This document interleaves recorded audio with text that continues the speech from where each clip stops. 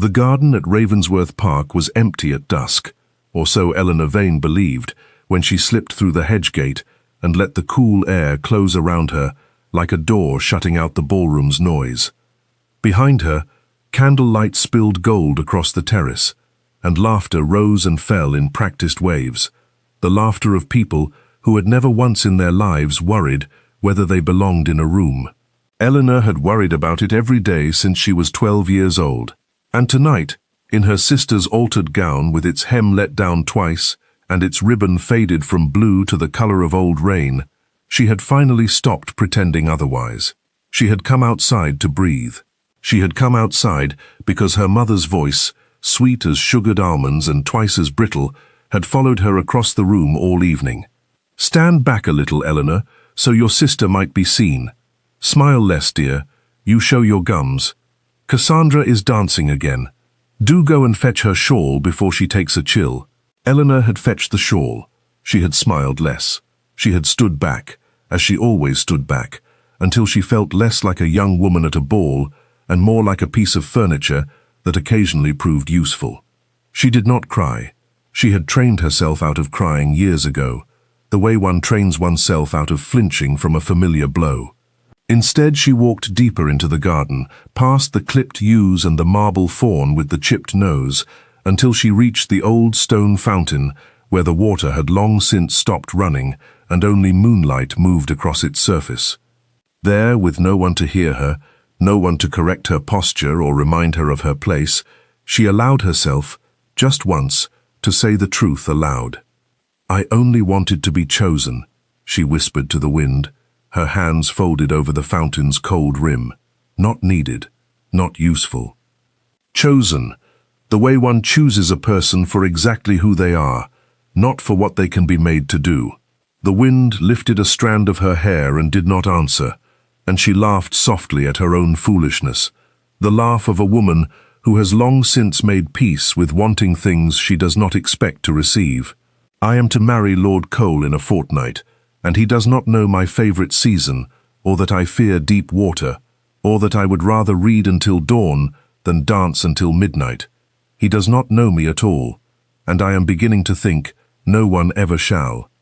She did not know that 8 feet away, on the far side of the yew hedge, a man stood very still, with his hand resting on the trunk of an old elm, and that every word she spoke reached him as clearly as if she had spoken it into his ear.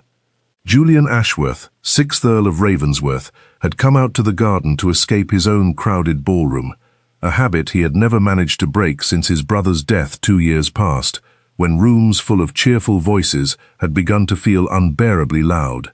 He had meant only to walk the length of the hedge and return before anyone marked his absence. Instead, he had frozen at the sound of a voice he recognized, the same low, unhurried voice that had thanked him outside the village bakery a fortnight ago, when he had stopped, unrecognized in his plain riding coat, to help a young woman gather a spilled basket of ribbons and thread. She had not known him for an earl that day.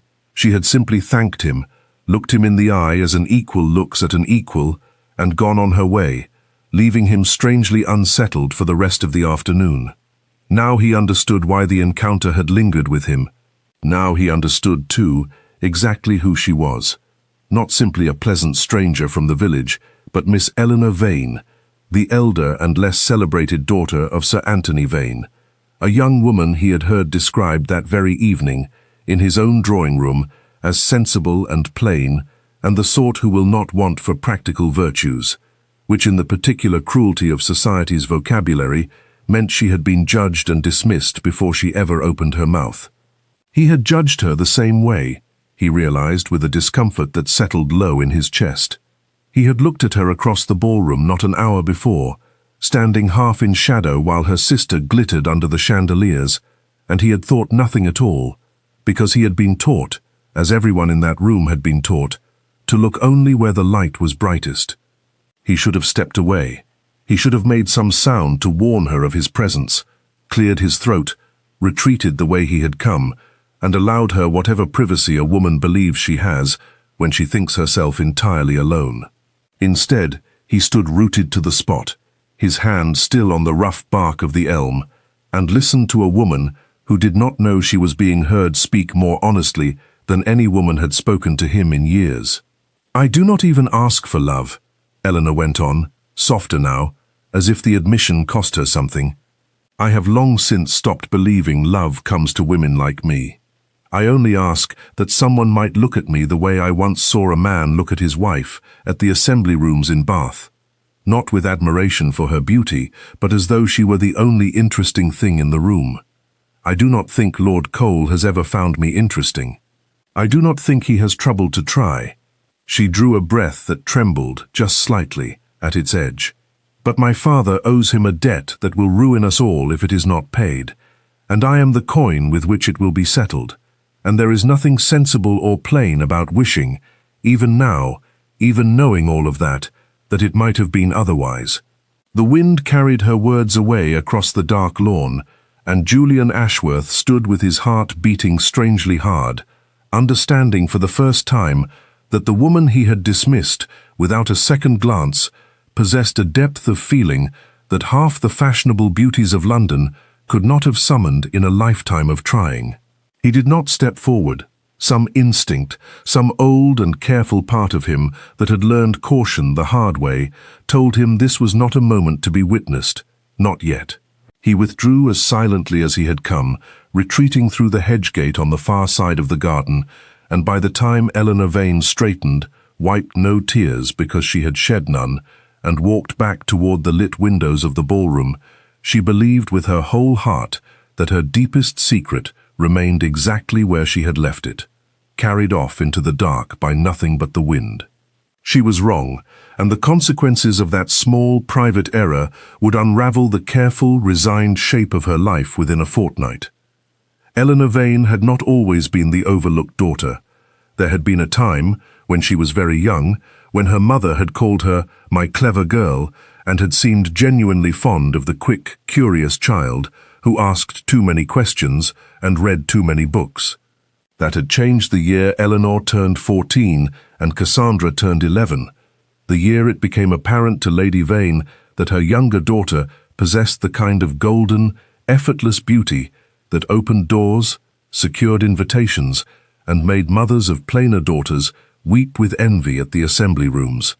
From that year forward, the household had reorganized itself, quietly but completely, around the project of Cassandra's future. Eleanor had become, without any single cruel word ever being spoken to mark the change, the sister who managed the household accounts, who wrote the thank you letters, who mended the hems and remembered the birthdays, and generally made herself useful in every way that did not draw attention from her sister's radiance. She had not resented Cassandra for it, not truly.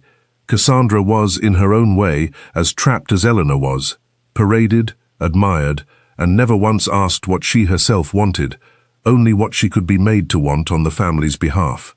But Eleanor had grown, over the years, a private and well-guarded wound, the particular ache of a person who has learned that her worth, in the eyes of those meant to love her most, is measured entirely by her usefulness. She had stopped expecting to be chosen for herself so long ago that she had almost convinced herself she did not mind. Almost. Sir Anthony Vane's debts, when they finally came due, arrived like a slow illness that had been quietly worsening for years before anyone outside the family noticed the symptoms. He had gambled, not recklessly all at once, but steadily, the way a man convinces himself each small loss will be recovered by the next hand of cards, until the sum owed to Lord Bertram Cole, a wealthy, cold-eyed gentleman some 15 years Eleanor's senior, with a reputation for collecting debts as thoroughly as he collected rare snuff boxes, had grown large enough to threaten the family estate itself. Lord Cole had proposed a solution with the smooth, unhurried satisfaction of a man who has been planning his offer for some time. He did not want Sir Anthony's land, not particularly.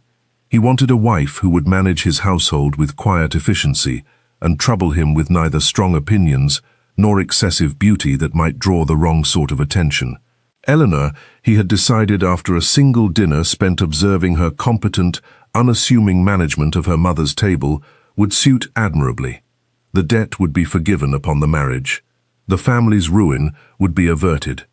And Eleanor, 23 years old and long resigned to the understanding that her life was not entirely her own to arrange, had agreed, because the alternative was watching her father lose everything and her mother and sister cast into a poverty from which Cassandra's beauty alone could not rescue them fast enough. She had told no one how the agreement felt, lodged like a stone beneath her ribs. She had told no one until the night she believed herself entirely alone beside a broken fountain, that she still, foolishly, wanted more than efficiency and forgiveness of debt from the marriage that would define the whole of her remaining life. Julian Ashworth did not sleep well that night. He lay awake in the great curtained bed of Ravensworth Park, turning over what he had overheard, and found himself, somewhat to his own surprise, unable to set it aside. He had inherited the earldom 2 years before, under circumstances he still could not think of without a familiar tightening in his chest.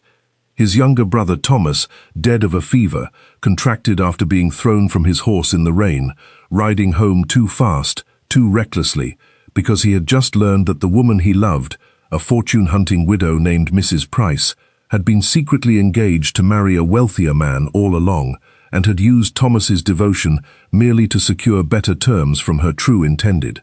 Thomas had died believing himself a fool for loving someone who had never loved him back, and Julian had inherited not only the title, but a deep, abiding distrust of anyone, male or female, whose affection seemed to arrive conveniently attached to advantage.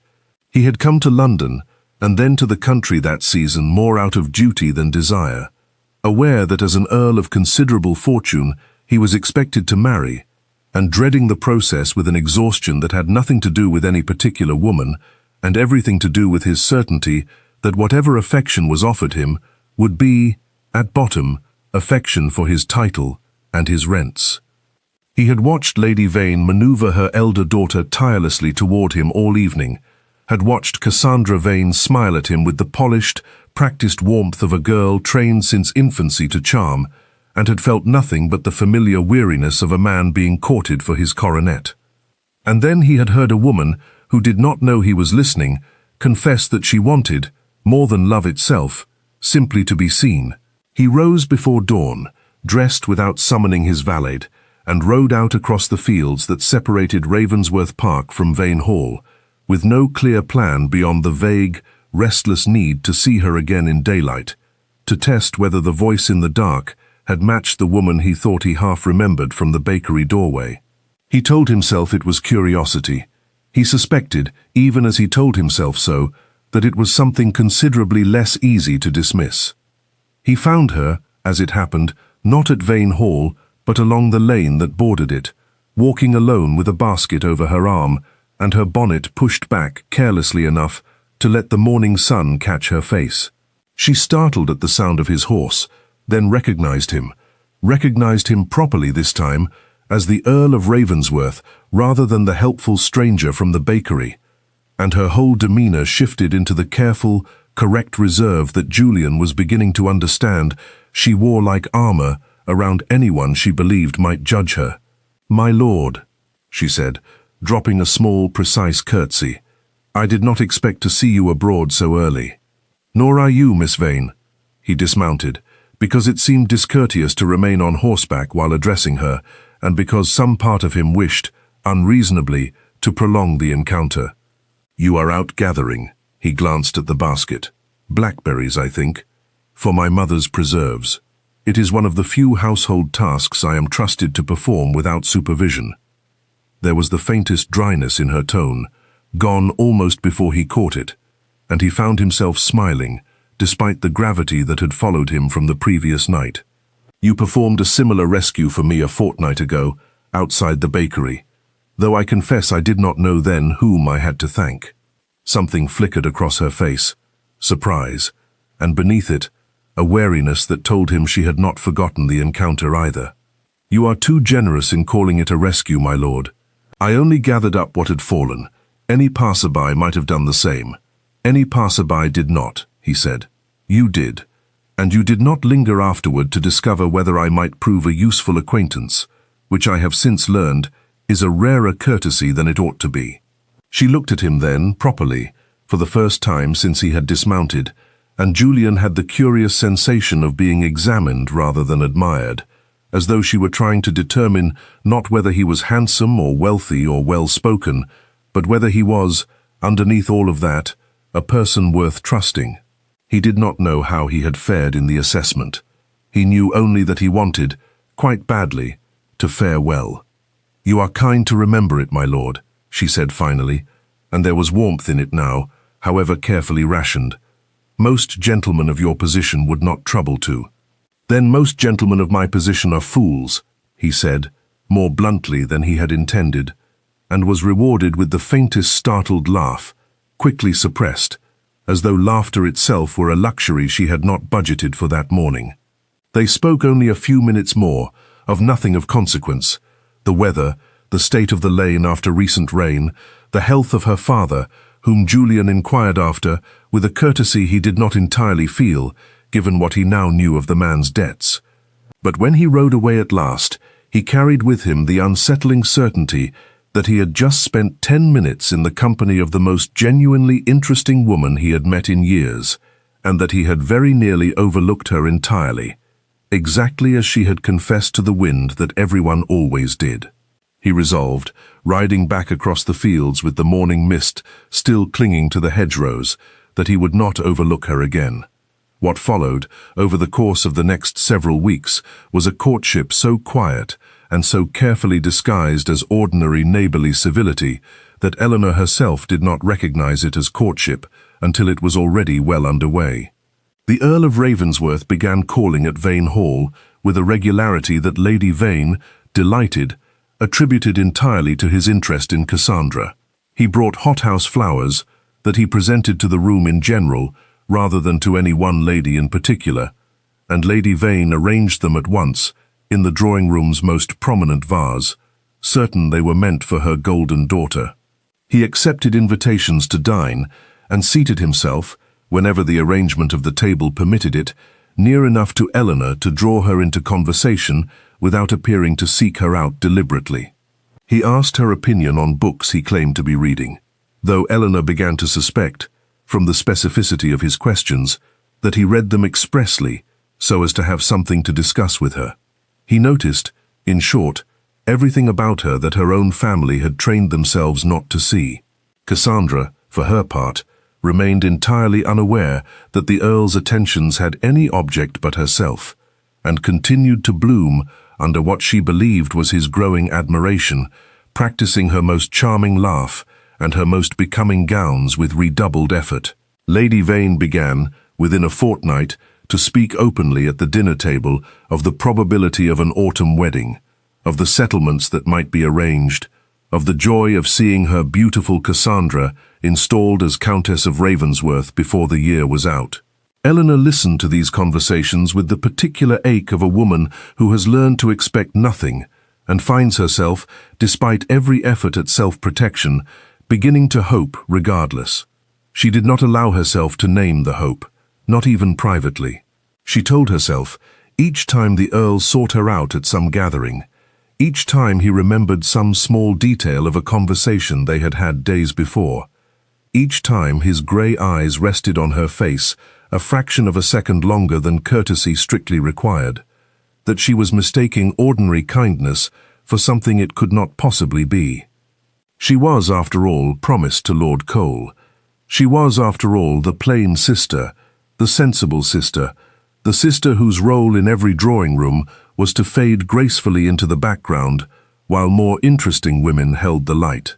But hope, once it has taken root even a little, proves a stubborn and difficult thing to uproot, and Eleanor found herself, against every instinct of self-preservation she had cultivated over a decade of being overlooked, beginning to watch for the Earl's carriage on the drive, with a quickened pulse she despised herself for feeling. The complication that Julian had not anticipated, and which struck him with the force of genuine alarm, arrived in the person of Lord Bertram Cole himself, who called at Ravensworth Park one wet afternoon under the pretence of neighbourly business, and remained long enough to make it clear, in the careful, oblique language gentlemen of a certain class used when discussing money without appearing to discuss it at all, that his marriage to Miss Eleanor Vane was a settled matter, arranged to satisfy a debt of considerable size, and that he would regard any interference in the arrangement, however innocently intended, with considerable displeasure. "I mention it only," Lord Cole said, turning his snuff-box over in his fingers with the same unhurried satisfaction he brought to every transaction, "because I understand you have been a frequent visitor at Vane Hall of late, my lord, and I should not wish any misunderstanding to arise regarding my intentions toward the elder Miss Vane. She is a sensible girl, not showy. She will manage my household admirably, and in return her father's obligations to me will be entirely forgiven. It is, I think you will agree, a generous arrangement." Julian had sat through the remainder of the visit with his jaw tight and his hands folded with deliberate stillness in his lap, understanding for the first time the full, ugly shape of the bargain that had been struck for Eleanor Vane's future, a woman purchased, in all but name, to settle her father's debts, her own wishes considered by no one, least of all the man who intended to make her his wife. He understood, too, watching Lord Cole's cold, calculating satisfaction, that here was precisely the sort of transaction his brother's death had taught him to despise. Love and marriage, reduced to ledger entries, human beings weighed against sums owed. He resolved, that same evening, to discover exactly how deep Sir Anthony Vane's debts truly ran, and whether there existed any way to free Eleanor from an arrangement that had never once asked what she herself might wish. What he learned, over the following days of quiet inquiry, conducted through his steward, and a discreet correspondence with his solicitor in London, disturbed him considerably. Lord Cole's fortune, though real, was not nearly so vast as his reputation suggested, and a significant portion of it had been accumulated precisely through arrangements like the one he proposed with Sir Anthony. Debts collected not merely in money, but in advantageous marriages, wives acquired at bargain prices from families too desperate to negotiate favorable terms. 2 previous wives, Julian discovered with a cold unease settling in his stomach, had died young and left no children, and though nothing improper had ever been proven against Lord Cole, the pattern was enough to make Julian's resolve harden into something closer to determination than mere concern. He said nothing of this to Eleanor directly, not yet, unwilling to burden her with suspicions he could not fully substantiate, and reluctant to overstep a boundary that was not, strictly, his to cross. Instead, he began, carefully, to buy up portions of Sir Anthony's debt himself, quietly, through intermediaries who did not reveal his name, with the private intention of holding enough of the obligation that he might eventually offer terms considerably more generous than Lord Cole's, terms that would free Eleanor from any bargain not freely and happily made. It was, he told himself, simply the responsible action of a neighbor with sufficient means to prevent an injustice. He did not examine too closely why the prospect of Eleanor Vane, married to Lord Cole, produced in him a feeling considerably sharper and more personal than mere neighborly concern. The ball at Vane Hall, held a week before Eleanor's arrangement with Lord Cole was to be formally announced, was intended by Lady Vane as the triumphant culmination of Cassandra's season, an evening designed to showcase her golden daughter before the assembled families of the county and, if all went as hoped, to secure from the Earl of Ravensworth some clear public sign of his intentions. Eleanor had been given a gown for the occasion that was, in fact, one of Cassandra's from the previous season, hastily altered by the housemaid to fit Eleanor's slightly different figure, the alteration performed with more haste than skill, so that the seam beneath the left arm sat awkwardly, and the hem, when Eleanor moved too quickly, had a tendency to catch beneath her heel. She had known, dressing for the evening, that she looked precisely what she was meant to look, adequate, unremarkable, a suitable background against which her sister's beauty might shine the brighter. She had not expected the evening to unfold as it did. Eleanor had arrived at the ball with a private resolution to enjoy herself in whatever small measure the evening allowed, and for the first hour, standing near the long windows and watching the dancers turn beneath the chandeliers, she nearly succeeded.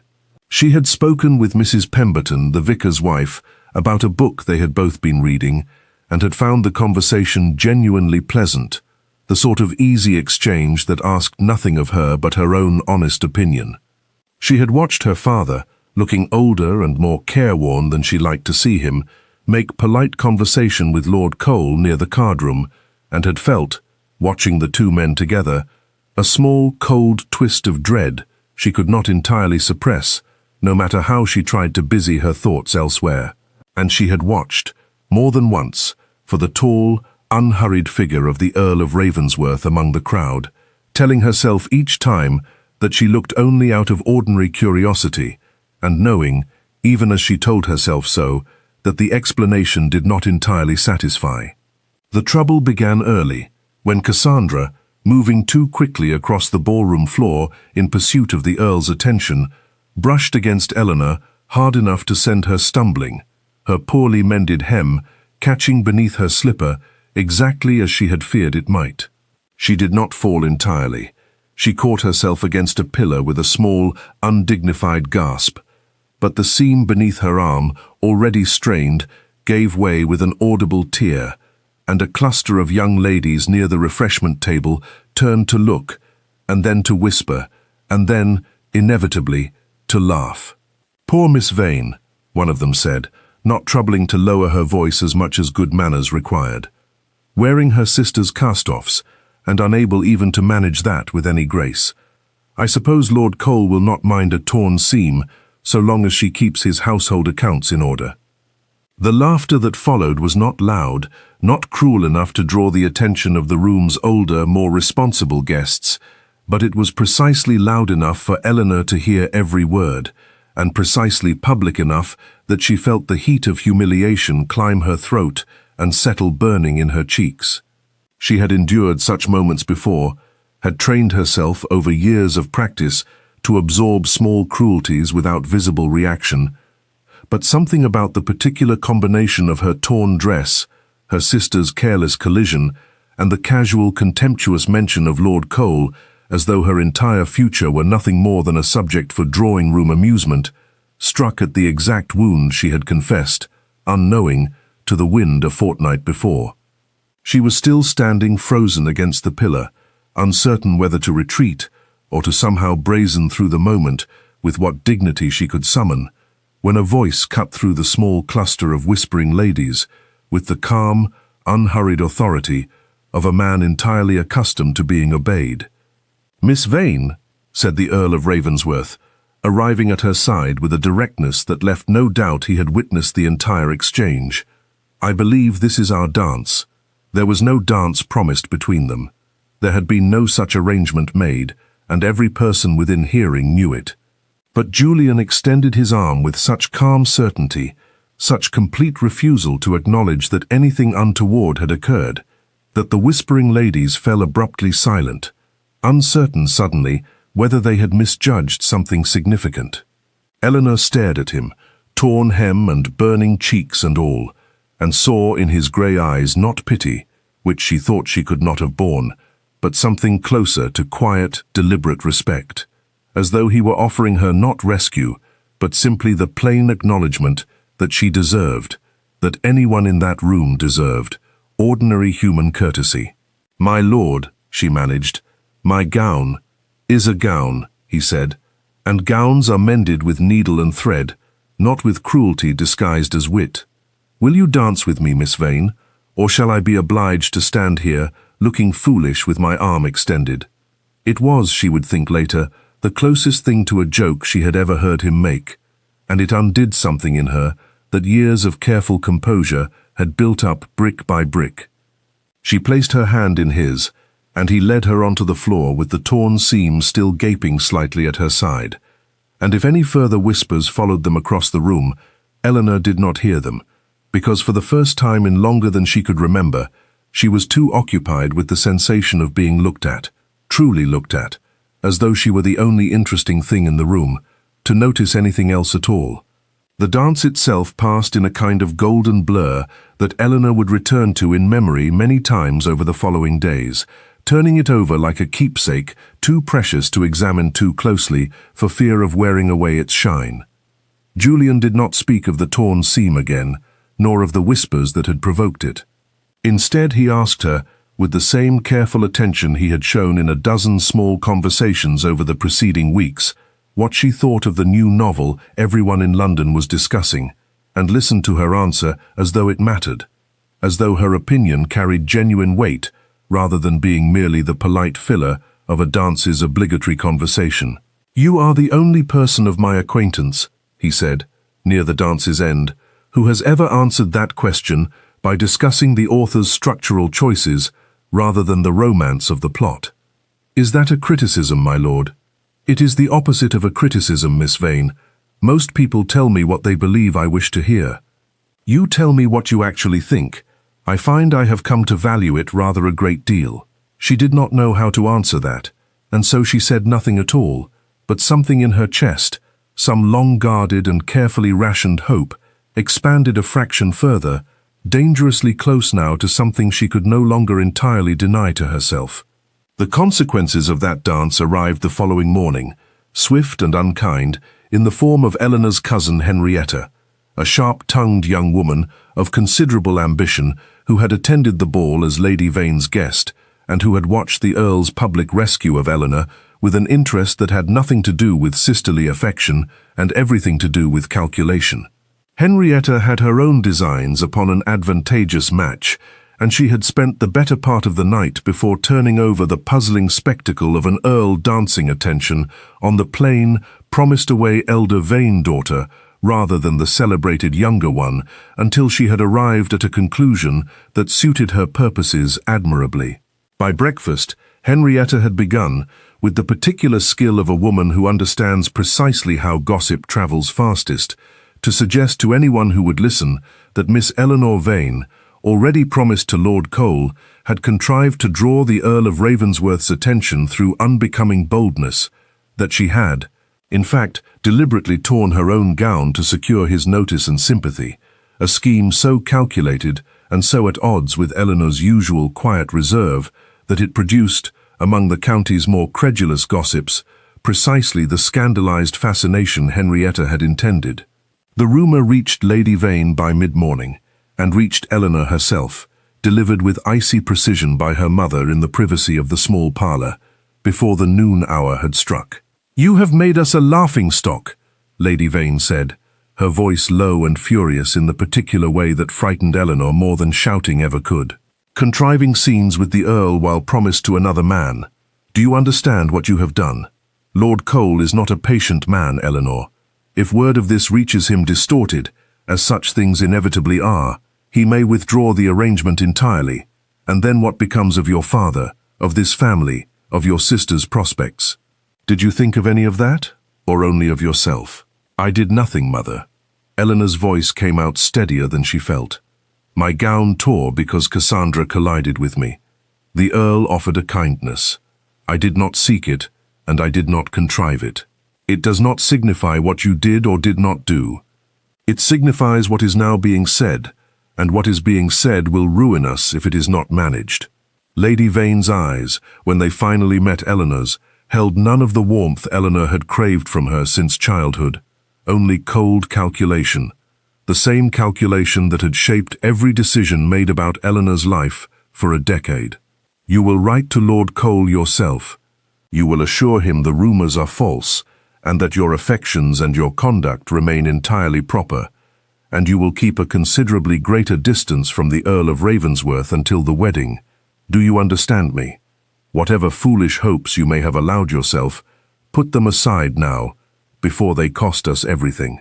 Eleanor stood very still, absorbing the particular cruelty of being blamed for a kindness she had not sought, and had done nothing to earn beyond existing, once again, in a moment where someone else's carelessness, Cassandra's collision, Henrietta's malice, had created a mess for which she alone was expected to atone. The old familiar shame rose in her, the shame of a woman taught since girlhood that her feelings, her hopes, even her simple presence in a room, were burdens to be managed rather than truths to be honored. She wrote the letter to Lord Cole that afternoon, her hand steady though her heart was not, assuring him in careful, formal language that the gossip circulating was entirely without foundation, and that she remained, as ever, prepared to fulfill the arrangement made between their families. She did not weep while writing it. She had, after all, trained herself out of weeping years before. But something in her, some small and stubborn flame of hope that had begun, against her own better judgment, to burn brighter with every kindness the Earl of Ravensworth had shown her, guttered low that afternoon, and she resolved, with the particular grim determination of a woman accustomed to disappointment, to extinguish it entirely before it could do her any further harm. She began, from that day forward, to avoid the Earl with a deliberateness that cost her considerably more than she allowed herself to admit. When he called at Vane Hall, she found reasons to remain occupied elsewhere. When their paths crossed at church or in the village, she offered only the briefest, most correct civilities before excusing herself. She told herself she was protecting her family from further scandal. She told herself she was being sensible, which was, after all, the role she had always been assigned. She did not tell herself, because she could not yet bear to, that she was also protecting the small, wounded part of her heart that had begun to hope for something she still believed, fundamentally, she was not permitted to have. Julian noticed the change immediately, and it troubled him considerably more than the gossip itself, which he dismissed with the easy confidence of a man whose position placed him largely above the reach of drawing-room whispers. What troubled him was watching Eleanor retreat, visibly and deliberately, from every overture he made, her careful courtesy replaced by something guarded and distant that reminded him, uncomfortably, of the resigned voice he had overheard beside the broken fountain, a woman convincing herself, once again, that she was not meant to be chosen. He called at Vane Hall 3 times in the space of a week, and was told, each time, that Miss Eleanor was indisposed or occupied and unable to receive him, though he glimpsed her once through a window, seated perfectly well and perfectly occupied with needlework, and understood the refusal for precisely what it was. He did not press the matter, not immediately, sensing correctly that whatever had caused her withdrawal was rooted in something more complicated than simple indifference, and that forcing the issue would only confirm whatever fears had prompted her retreat in the first place. Instead, he turned his attention to the matter he had already begun quietly pursuing, the debt that bound Eleanor to Lord Cole, and the disturbing pattern he had uncovered in that gentleman's history. What he learned in the days that followed, through careful inquiry and a discreet meeting with the solicitor who had once handled the affairs of Lord Cole's first wife's family, confirmed suspicions he had been reluctant to fully credit. Lord Cole's fortune was considerably more precarious than his reputation suggested, propped up by exactly the sort of debt collection marriages he had arranged with the Vane family, and his previous wife had died, the solicitor confided with careful discretion, under circumstances that had never been thoroughly investigated, in a household kept so isolated from her own family that no one had thought to ask too many questions until it was far too late to matter. Julian did not know with certainty that Eleanor faced any similar danger.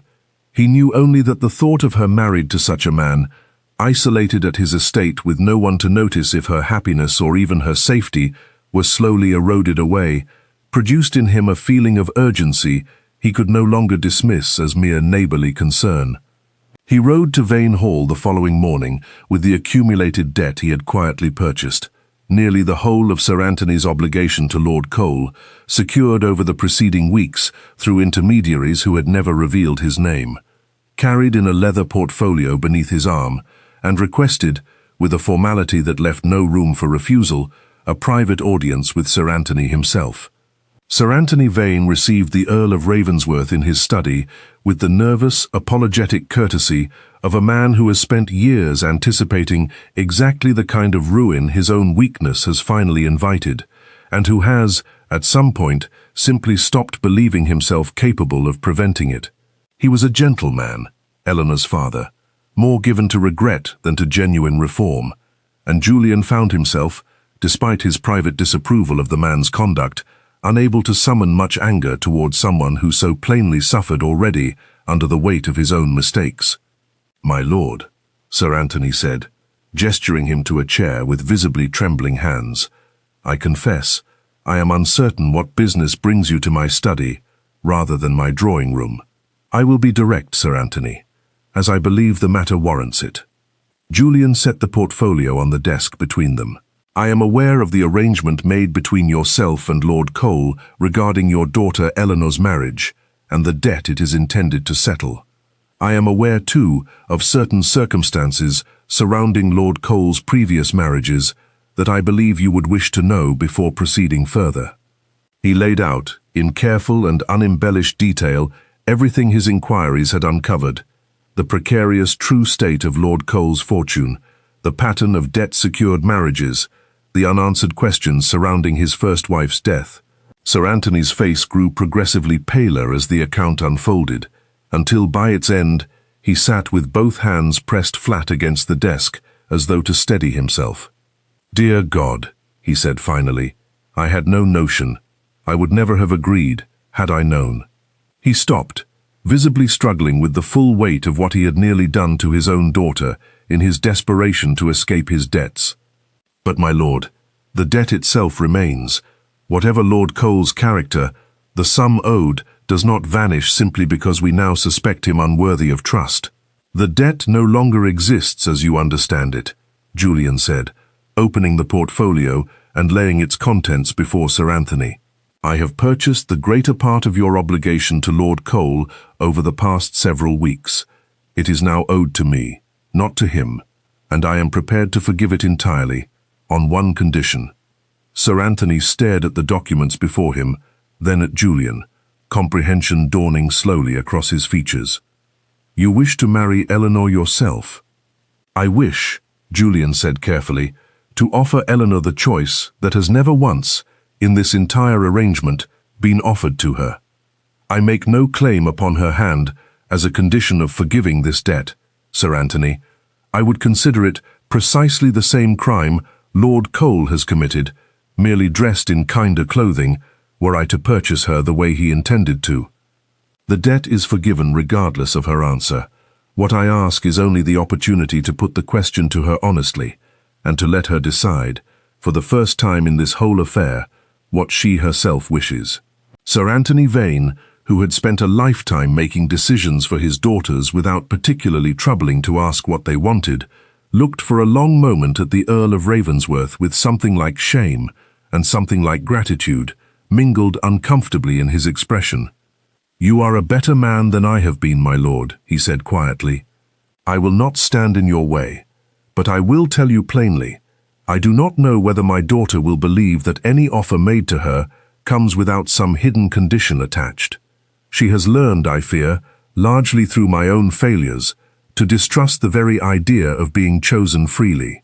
"Then I shall have to convince her otherwise," Julian said, "however long it takes." He did not have to wait as long as he feared, though the manner in which the truth finally reached Eleanor was not the one he had planned, and arrived with considerably more drama than either of them would have chosen.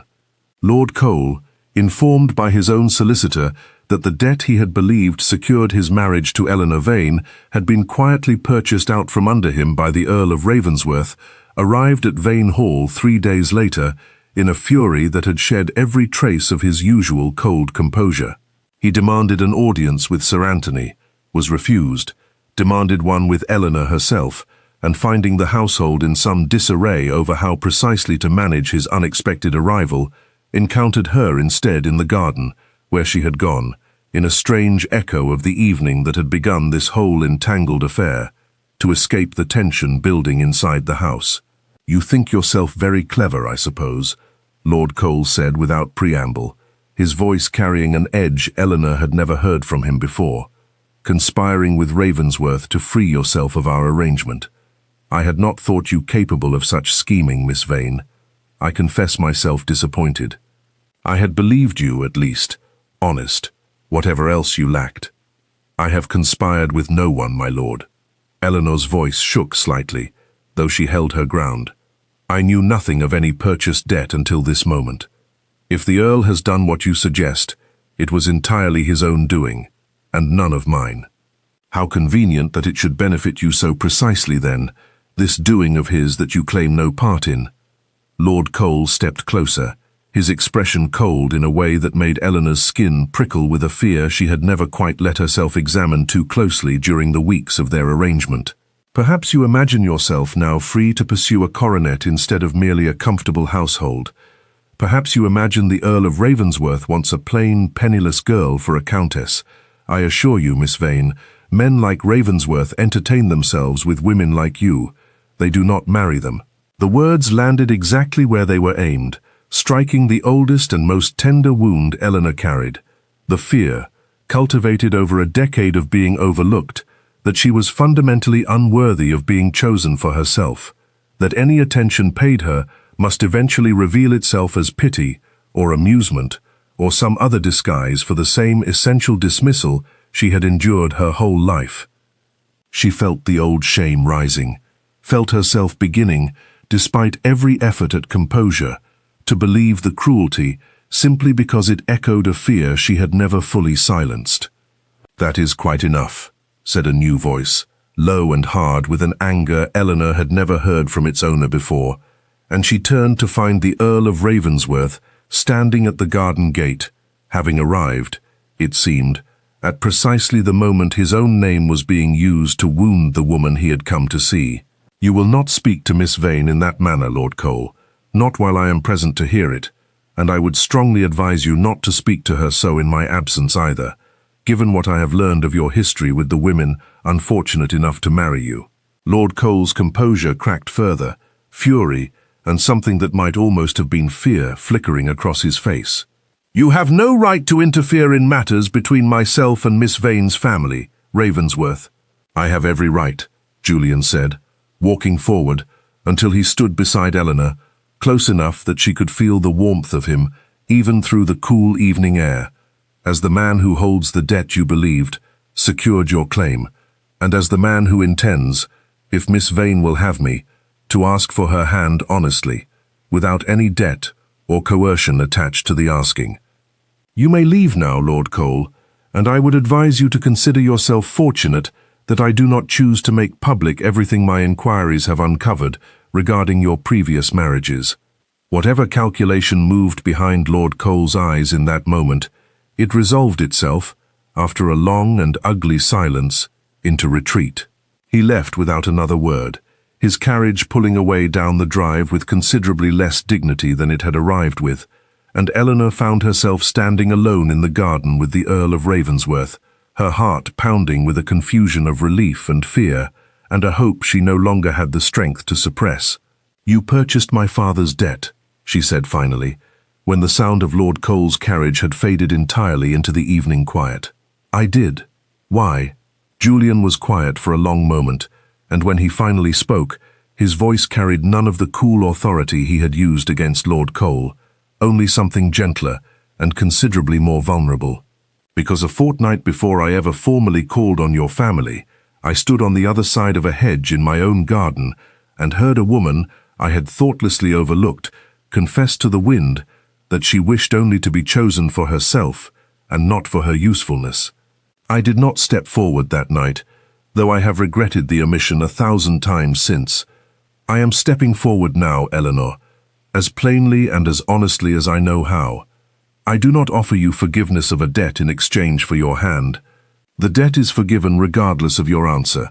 Your father has the documents already. I offer you only the choice you told the wind you had never been given. I am asking you, freely, with nothing attached to the asking but my own hope, whether you might consider becoming my wife." Eleanor stood very still, the whole of that private confession, words she had believed lost forever to the dark, words she had never intended another soul to hear, returned to her now, carried not by wind, but by the very man to whom, unknowingly, she had spoken them. Shame flooded her first, hot and immediate. The shame of discovering her most private vulnerability had been overheard, and beneath the shame, slower to surface but considerably stronger once it arrived, something that felt very much like disbelief giving way, cautiously, to joy. "You heard all of it," she said softly. "That night by the fountain, every word.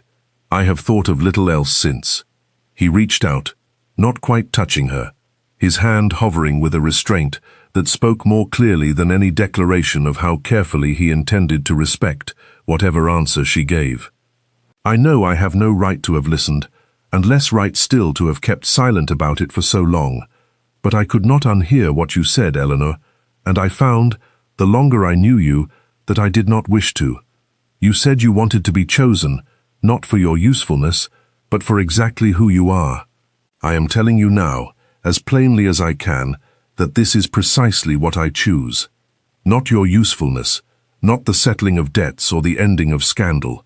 You, your mind, your honesty, the particular way you look at a person as though you are genuinely curious what they might say next.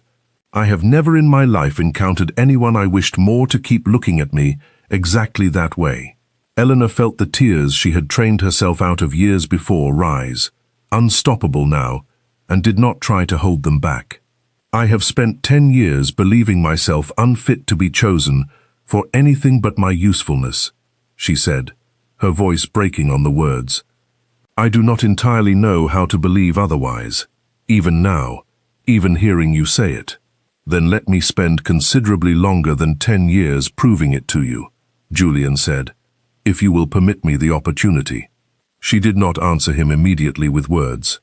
She answered him instead by closing the small distance still between them and allowing him, at last, to take her hand properly in his, and the two of them stood together in the darkening garden, while the same wind that had once carried her secret away now seemed, to Eleanor at least, to carry something considerably warmer in its place. The weeks that followed were not without their difficulties.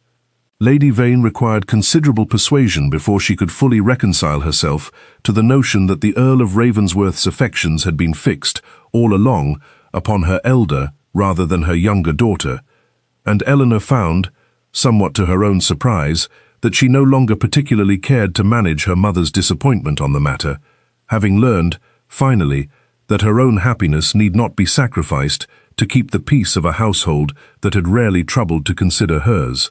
Cassandra, for her part, proved more gracious than anyone had expected, confessing privately to Eleanor one evening that she had never felt any true attachment to the Earl beyond what their mother had insisted she cultivate, and that she was, in fact, rather relieved to be spared a marriage arranged more for advantage than affection. "I have always known you were the more interesting of the two of us," Cassandra admitted, with a candor that surprised Eleanor considerably. "I only wonder that it has taken the rest of the world so long to notice."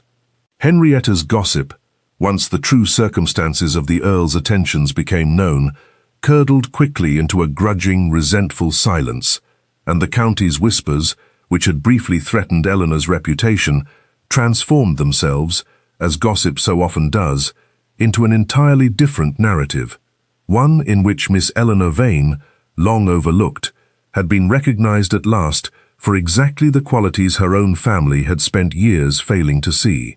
Sir Anthony, for his part, underwent a quieter but no less meaningful transformation in the weeks that followed.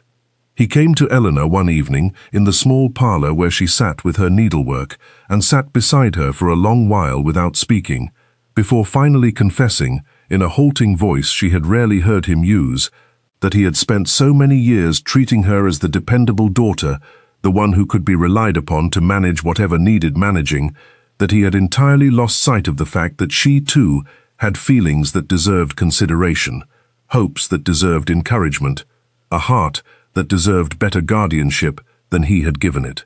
He did not ask her forgiveness outright, seeming to understand that such a request would place upon her yet another burden to carry on his behalf, but he told her, plainly, that he was proud of her, and that he intended, for whatever years remained to him, to be the sort of father who noticed his daughters, rather than merely managed them.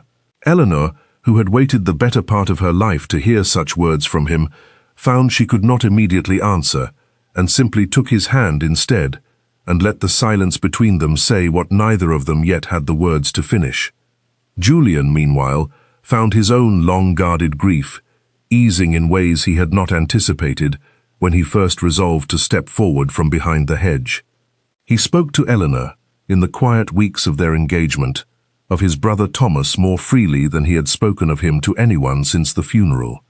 of the particular ache of watching someone he loved destroyed by an affection that had never been genuine, and of the fear that had taken root in him afterward, the conviction that any woman who seemed to want him must, at bottom, want something else entirely. Eleanor listened without offering easy comfort, without insisting that his grief resolve itself neatly into hope, and it was precisely this, her willingness to sit with difficult truths rather than smoothing them away, that convinced Julian, more than any declaration could have, that he had chosen rightly at last. The wedding, when it came at last in early autumn, was held not at the grand cathedral in town that Lady Vane had initially proposed, but in the small stone chapel at Ravensworth Park, at Eleanor's own quiet request, before a gathering of family and close friends, rather than the fashionable crowd her mother had once hoped to impress. Eleanor wore, this time, a gown made entirely for her own figure, in a shade of deep blue she had chosen herself, without consultation, for the simple reason that she liked it. A small and previously unimaginable luxury that she found, standing before the chapel's narrow windows in the morning light, moved her nearly to tears all over again. "You are certain," she asked Julian quietly, as they stood together before the ceremony began, "that you have not simply grown accustomed to rescuing me and mistaken the habit for love?" "I am entirely certain," he said, "and I will spend the whole of our marriage proving it to you, in case a single wedding day proves insufficient persuasion. Though I will confess, Eleanor, that I did not rescue you. You had already rescued yourself, long before I ever heard your voice beside that fountain. You had simply not yet found anyone willing to notice," she thought, standing there with her hand in his, and the small chapel filling slowly with the people who had come to witness what neither of them, a few short months before, would have dared to hope possible, of the woman she had been that night in the garden, resigned, quiet, certain she had said her deepest wish, into an emptiness that could never answer her. She had been wrong, as it happened, about the emptiness. The wind that carried her secret away had carried it, by whatever fortune or providence one chose to credit, directly to the one person capable of answering it fully, and she found herself thinking, as the chapel bells began at last to ring, that perhaps some secrets are not meant to be kept from the world at all, but only kept safe until the right person is close enough to hear them. "I love you," she told him then, simply, the words costing her nothing at all now, unlike the guarded confession she had once whispered only to the dark. "Not for what you have done for my family, and not for the title you offer me, but for the particular way you have looked at me, from that very first morning on the lane, as though I were worth the looking." "And I love you," Julian answered, "for teaching me, without ever intending to, that the things worth choosing in this life are rarely the ones that announce themselves loudest in a crowded room. Sometimes they are found, instead, in a quiet garden, in an honest voice, in a woman brave enough to want more than she believed she was permitted to have." The chapel doors opened then, and together they walked forward into the autumn light, no longer the overlooked daughter and the guarded earl who had each, in their own private ways, stopped believing they might be chosen for exactly who they were, but two people who had found, against every quiet fear that had shaped them, precisely that rarest and most precious of things, a love that had asked nothing of either of them but honesty, and had been answered, in the end, with nothing less.